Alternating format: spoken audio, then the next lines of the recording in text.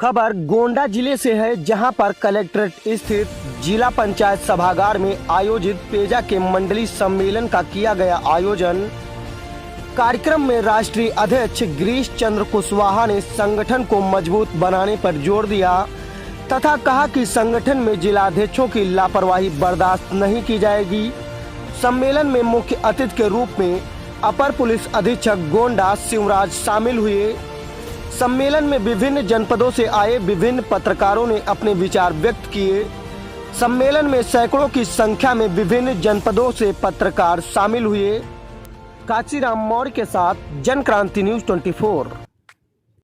Jankranti news 24 Gonda. आज मैं गोंडा के जिला सभागार में मौजूद हूं, जहां पर प्रिंट इलेक्ट्रॉनिक मीडिया एसोसिएशन का एक बहुत भव्य कार्यक्रम रखा गया, जो पत्रकारों जिले और पूरे मंडल के पत्रकारों को सम्मानित कार्यक्रम रखा गया। और इस कार्यक्रम में जो मीडिया, इलेक्ट्रॉनिक मीडिया और प्रिंट मीडिया के जो एसोसिएशन के जो राष्ट्रीय अध्यक्ष हैं गिरीश चंद्र कुशवाहा जी, वो भी मौजूद हैं।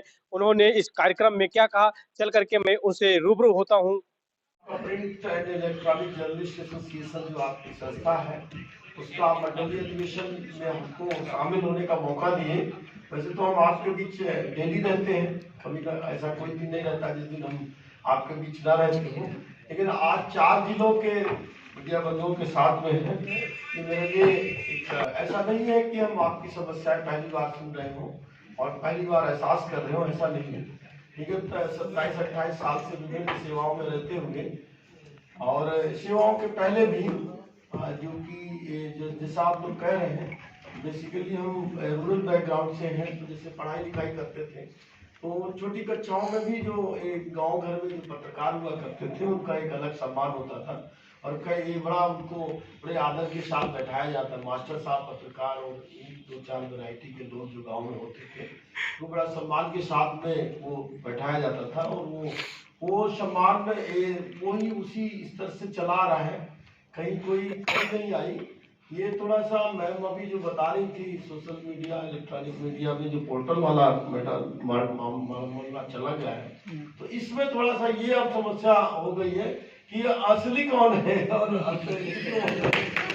ये हमारे लिए प्रॉब्लम होती है। और आपको बताऊं, बड़ी हम लोग पहले पीसी किया करते थे, पहले अब करना आपको बंद हो गया। मतलब आप लोग अपनी समस्याएं बोल रहे थे, समस्याएं भी आपकी हैं और हल भी आप के पास है।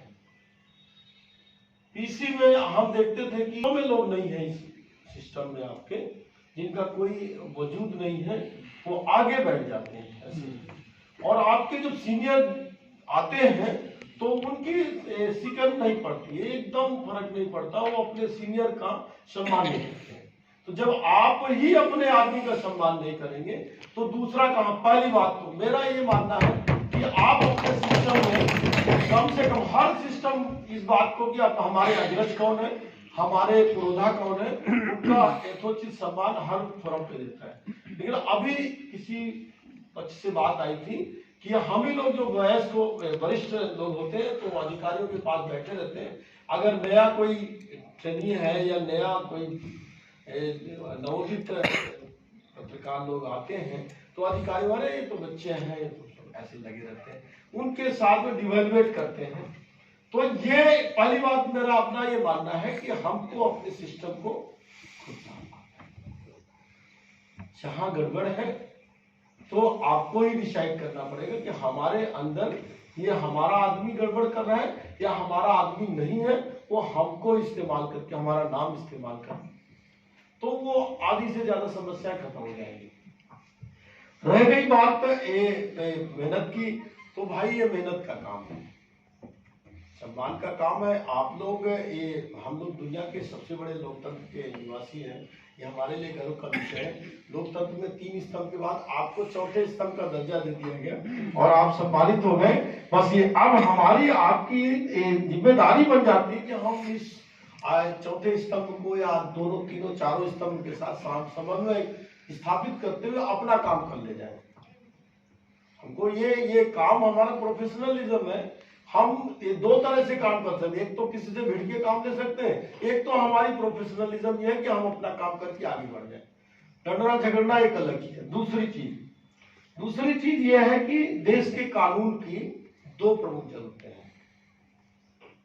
देश का कानून, जो जितने कानून है देश में, सब संविधान से निकले हुए हैं। संविधान में भी एक उसका पहला पेज है, उसको प्रस्तावना बोलते हैं। देश के कानून का, संविधान की आत्मा में भी केवल दो ही चीजों का देखिए, कानून संविधान लागू किस लिए किया है?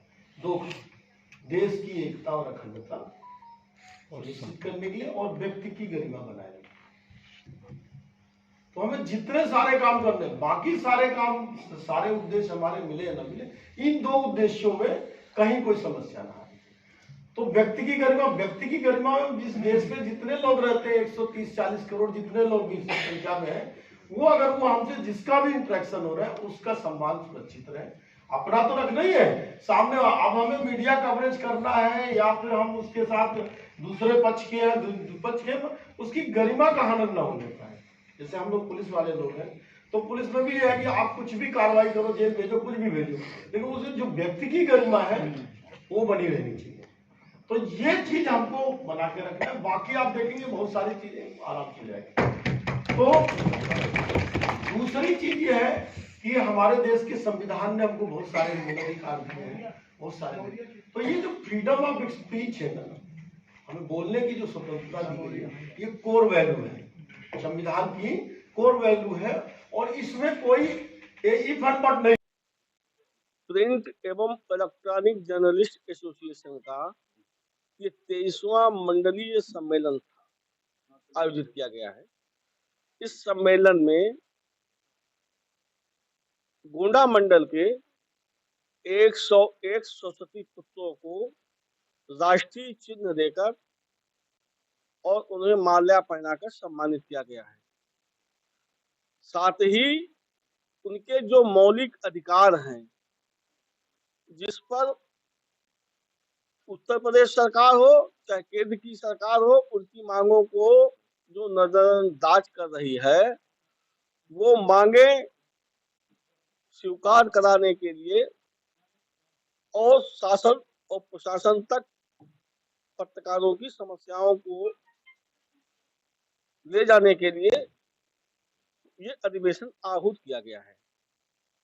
इस अधिवेशन के माध्यम से शासनिक एवं प्रशासनिक अधिकारियों को अवगत कराया जा रहा है कि या तो हमारी मांगे स्वीकार करो और या हमें रास्ता बताइए कि हमें कलमकार पत्रकारों को रोटी, कपड़ा, मकान कहां से मिलेगा, कौन सी योजना केंद्र सरकार के पास है, कौन सी योजना उत्तर प्रदेश सरकार के पास है। तो उत्तर प्रदेश के 85% ग्रामीण क्षेत्र के पत्रकारों हैं, शहरी क्षेत्र के 15% जो पत्रकार हैं, उनको रोटी कपड़ा की कौन सी योजना सरकार ने लागू की है, एसोसिएशन वो जानना चाहती है। और अगर नहीं लागू की है